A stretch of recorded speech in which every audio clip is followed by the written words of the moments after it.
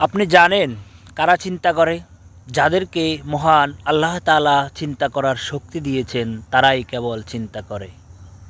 আর মহান আল্লাহ তাআলা তো সবাইকে ওই জ্ঞান দেন নাই যে আপনি যাহা বুঝবেন। জ্ঞানী লোক, বিজ্ঞ লোক আল্লাহর পক্ষ থেকে যাদের উপর আহসান করা হয়েছে তারা যেমনভাবে একটি জিনিস উপলব্ধি করতে পারবে, আর যাদের অন্তরে মহান আল্লাহ তাআলা মোহর মেরে দিয়েছেন, যে অন্তর কঠিন পাষাণ, সেই অন্তর কিভাবে ভালো কিছু বুঝবে?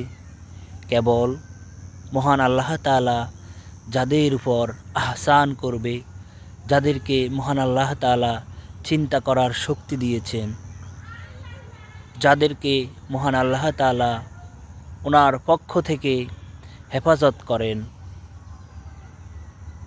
আর মহান আল্লাহ তাআলা বলেছেন, যারা জ্ঞানী তারা কেবল ওনার সৃষ্টি সম্পর্কে চিন্তা করেন।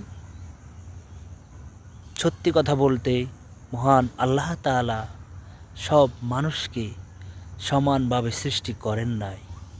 কিছু কিছু মানুষ তার চিন্তা শক্তি বন্ধ, তার জ্ঞান বন্ধ, তার বিবেক বন্ধ, মহান আল্লাহ তাআলার পক্ষ থেকে তার হেদায়েত বন্ধ। তাই আমি বলি, মহান আল্লাহ তাআলা যাকে ভালোবেসেছেন, ভালোবাসেন, তাকেই শুধু একমাত্র সহজ সরল পথে হেদায়েতের পথে পরিচালিত করেন। তাই কখনো ভালো কিছু নিয়ে চিন্তা করবেন, মহান আল্লাহ তাআলার সৃষ্টি নিয়ে গবেষণা করবেন, চিন্তা করবেন কোন জিনিস দ্বারা কি হয়েছে, সাথে সাথেই মহান আল্লাহ তাআলার শুকর গুজার করে ফেলবেন, সুবহানাল্লাহ বলে ফেলবেন। কারণ তারাই জ্ঞানী যারা চিন্তা করে। ঠিক আছে প্রিয় দর্শক, আসসালামু আলাইকুম।